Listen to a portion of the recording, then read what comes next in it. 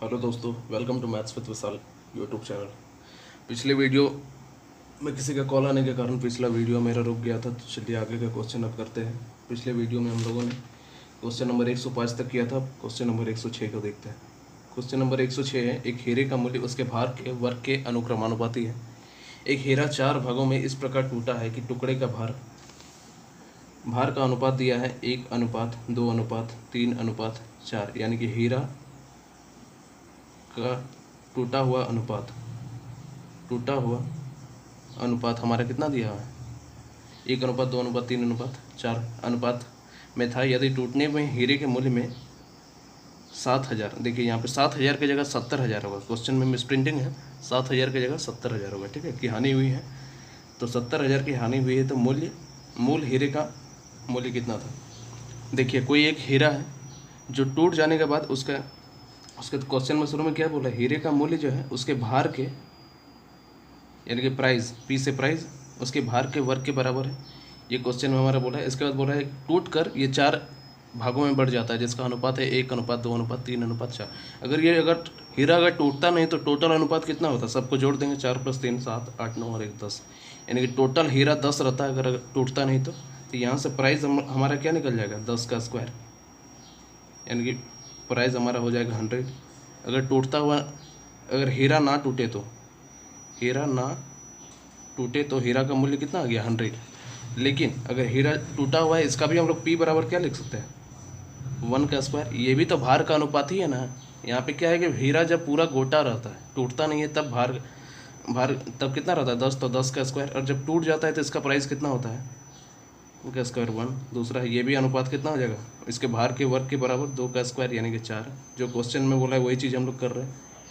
भार का स्क्वायर के बराबर हो जाएगा, कितना हो जाएगा, 3 का स्क्वायर 9, 4 का स्क्वायर 16, यानी कि जब टुकड़ा टूट जाता है तो हीरे का टोटल प्राइस कितना आ जाएगा, 16 + 4 20 और 10 30, ठीक है। यानी कि जब नहीं टूटता है तो हीरे का कीमत 100 रहता है, जब टूट जाता है तो हीरे का कीमत कितना हो जाता है, 30 हो जाता है। तो कितना का घाटा हुआ, 70 का घाटा हुआ। तो 70 बराबर हम लोग क्या लिख सकते हैं, ये 70,000 के बराबर लिख सकते हैं। तो 1 यूनिट का मान कितना हो जाएगा, 1,000। क्वेश्चन में हम लोग से क्या पूछा है, तो मूल हीरे का मूल्य कितना है, 10 यूनिट है हमारा। तो 10 यूनिट का मान कितना हो जाएगा, सॉरी, मूल हीरे का मूल्य यहाँ पे 100 है ना, हीरा ना टूटे तो 100 यूनिट का मान कितना हो जाएगा, 1,000 × 100, यानी कि 1,00,000 हो जाएगा इस क्वेश्चन का आंसर, ऑप्शन नंबर 1, ठीक है। अब क्वेश्चन नंबर 107। क्वेश्चन नंबर 107 है, एक बोतल में मदिरा तथा पानी का अनुपात, मदिरा और वाटर का अनुपात है 3:1। इसका कितना भाग निकालकर उतना ही पानी मिला दिया जाए कि अंत में बने मिश्रण में मदिरा तथा पानी बराबर हो। अंत में कोई मिश्रण बनेगा तो मदिरा और पानी का अनुपात कितना हो जाएगा, बराबर हो जाएगा। क्वेश्चन में हमारा क्या बोला है कि कोई भी बर्तन है जिस पर मदिरा यानी कि शराब और पानी का अनुपात कितना है, 3:1। तो टोटल मिश्रण हमारा विलियन टोटल कितना हो जाएगा, 4 हो जाएगा। लेकिन इसको क्या बोल रहा है कि कुछ पानी निकाल कर इस पर फिर पानी मिला दे रहा है, तब अनुपात कितना हो जा रहा है, 1:1।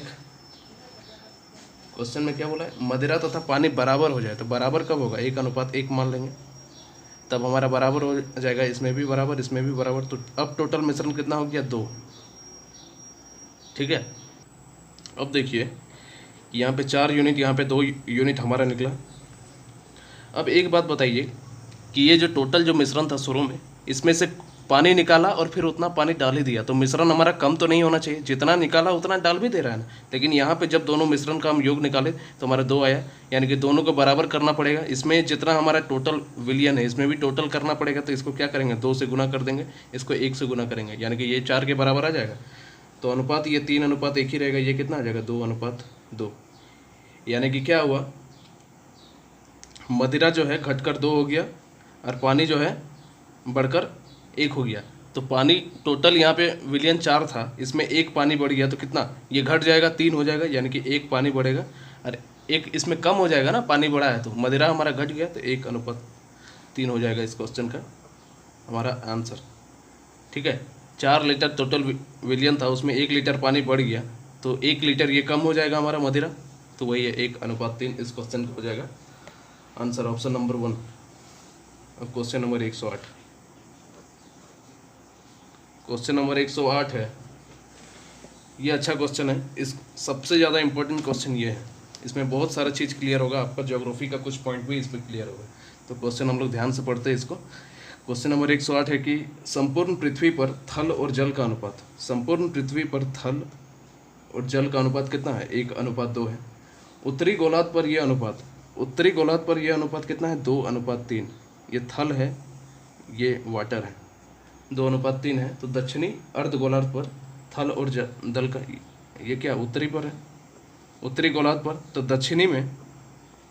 दक्षिणी गोलार्ध में थल और जल का अनुपात क्या होगा? ये हम लोग का क्वेश्चन में पूछा है। ठीक है, अब एक बात बताइए, ये हमारा पृथ्वी है, मान लीजिए ये हमारा पृथ्वी है। ठीक है, इसको बीच से एक रेखा है जिसको इक्वेटर कहते हैं, इसको बीच से 2 बराबर भागों में बांटा गया है हमारा इन सैटेलाइट के द्वारा। एक काल्पनिक रेखा है जिसको हम लोग इक्वेटर या विषुवत रेखा कहते हैं। ये क्या करता है कि पृथ्वी को 2 बराबर भागों में बांटता है। ऊपर वाला को कहते हैं उत्तरी गोलार्ध और नीचे वाला को कहते हैं दक्षिणी गोलार्ध। ठीक है, तो उत्तरी गोलार्ध का अनुपात हमारा कितना दिया है? 2:3, और दक्षिणी गोलार्ध का हमको अनुपात पूछा है। अब एक बात बोलिए, यहाँ पे जब टोटल पृथ्वी और जल दोनों को अगर हम लोग जोड़ेंगे तो कितना आया? 3 आया। यानी कि थल और जल टोटल पृथ्वी का अनुपात दिया है ना पहला वाला में, तो हमारा 3 आया। और यहाँ पे सिर्फ उत्तरी गोलार्ध का अनुपात दिया है, इसमें दोनों का अनुपात कितना हो गया? 2 + 3 5। अब कभी ऐसा पॉसिबल है कि पूरा पृथ्वी का अनुपात 3 आया है और सिर्फ उत्तरी गोलार्ध का अनुपात 5 आ गया? यानी कि जाहिर सी बात है कि दोनों को बराबर करना पड़ेगा। हम लोग इधर समझते हैं। चलिए, ये अच्छा क्वेश्चन है। संपूर्ण पृथ्वी का थल और जल का अनुपात कितना दिया है? 1:2। और उत्तरी गोलार्ध का थल और जल का अनुपात कितना दे दिया है? 2:3। तो टोटल पृथ्वी का योग कितना आ जाएगा? यहाँ पे 3 आ जाएगा और यहाँ पे कितना आ जाएगा? 3 + 2 5। अब कभी तो संभव है नहीं कि पूरा पृथ्वी का रेशियो आ गया हमारा 3 योगफल, पूरा पृथ्वी का टोटल हमारा क्षेत्रफल आ गया, थल और जल को टोटल को जोड़ने पे 3 आ रहा है, और यहाँ पे सिर्फ उत्तरी गोलार्ध ऊपर वाला को जोड़ दिया तो 5। यानी कि जाहिर सी बात है दोनों को बराबर करना पड़ेगा। तो इसको 3 से गुना कर दिए, 5 × 3 = 15, इसको 5 से गुना कर दिए, तो दोनों बराबर हो गया। लेकिन इस पे क्या है? ये टोटल, ये क्या है? आधा भाग का आया, लेकिन ये हमारा टोटल भाग का अनुपात दिया है ना, तो ये आधा भाग का अनुपात ही ना है, 15-15 बराबर, यानी कि आधा भाग ही निकला है। तो इसको 2 से गुना कर देंगे हम लोग। ठीक है, तो टोटल को हम लोग कितना से, ये टोटल को हम लोग 10 से गुना कर रहे हैं, कहने का मतलब ये है। और हम लोग ये टोटल को कितना से गुना कर रहे हैं? 3 से गुना कर रहे हैं। तो 10 से गुना कर रहे हैं, तो ये थल कितना हो जाएगा? 10 × 10, 10 दूने 20, और ये कितना हो जाएगा? 3 दूने 6 और 3 × 3 = 9। 10 में से 6 गया था 4, अब 20 में से ये हमारा क्या आ गया? टोटल पृथ्वी का अनुपात आ गया, उत्तरी गोलार्ध का अनुपात आ गया, तो घटा दीजिए। तो हमारा टोटल एरिया में से अगर हम लोग उत्तरी गोलार्ध का घटा देंगे तो दक्षिणी गोलार्ध का मिल जाएगा हम लोग का अनुपात। तो दक्षिणी गोलार्ध टोटल में से उत्तरी गोलार्ध का अनुपात निकाल दिए। 10 में से 6 गया तो 4, 20 में से 9 गया तो 11, यानी कि 4:11 इस क्वेश्चन का आंसर हो जाएगा। ठीक है, ध्यान से समझना, ये टोटल हमारा अनुपात दिया है जिसका योग टोटल पृथ्वी का जमीन और पानी का अनुपात कितना दिया है? 1:2। टोटल कितना आया? 3। यहाँ पे उत्तरी गोलार्ध का अनुपात कितना दिया है? 2:3। टोटल कितना हुआ? 5। दोनों को बराबर करना पड़ेगा, क्योंकि हम लोग को पता है कि पूरा पृथ्वी का अनुपात कभी भी उत्तरी गोलार्ध से कम तो नहीं हो सकता है। तो दोनों को बराबर किए, और जब बराबर किए यानी कि ये हमारा क्या हुआ? आधा पृथ्वी का मान आया, और आधा पृथ्वी का मान ही ना आया है जी, ऊपर वाला या दक्षिण वाला। तो 2 से गुना करना पड़ेगा पूरा कंप्लीट पृथ्वी का थल और जल का योगफल निकालने के लिए। तो टोटल ये हमारा 3 था, इसको जब हम लोग 10 से गुना करेंगे और इसको हम लोग 3 से गुना किए, दोनों को बराबर करने के लिए 2 से गुना इसको क्यों किए? क्योंकि ये हमारा आधा पृथ्वी का निकला था। थोड़ा सा कन्फ्यूज़न लग रहा है बात से, सब बार बार इसको वीडियो को देखो, सॉल्व करो बार बार। अच्छा क्वेश्चन है, समझने लायक क्वेश्चन है। ठीक है, ध्यान से समझोगे तो समझ में आ जाएगा। अब चलिए अगला क्वेश्चन देखते हैं। Question number 109। क्वेश्चन नंबर 109 है कि 2 धातुओं में जिंक तथा तांबे का अनुपात। 2 धातु है, उसमें जिंक और तांबा का अनुपात कितना है? 2:1 पहला वाला में, दूसरा वाला में क्या है? जिंक और तांबे का अनुपात 4:1 है। दोनों धातुओं को किस अनुपात में मिलाया जाए कि धातु में जिंक तथा तांबे का अनुपात 3:1 हो जाए? तो दोनों को तीसरा किस अनुपात में मिलाया जाए कि जिंक और तांबे का अनुपात कितना हो जाएगा, 3:1 हो जाए। इस टाइप का सवाल हम लोग दूध और पानी वाला पीछे सॉल्व किए थे। क्या करते थे कि टोटल को जिंक मान लेंगे या टोटल को तांबा मान लेंगे। तो हम लोग टोटल को जिंक मानकर बनाते हैं जब 2 और टोटल वैल्यून कितना हो जाएगा 3। जिंक मान के बना रहे हैं, आप लोग तांबा मान के बना लेना। तांबा क्या हो जाता है इसमें 1/3 हो जाता है। इसी तरह जिंक इसमें कितना है 4 है, टोटल वैल्यून कितना है 5 है। अगर इसको तांबा मानकर बनाते तो कितना हो जाता है 1/4 हो जाता है।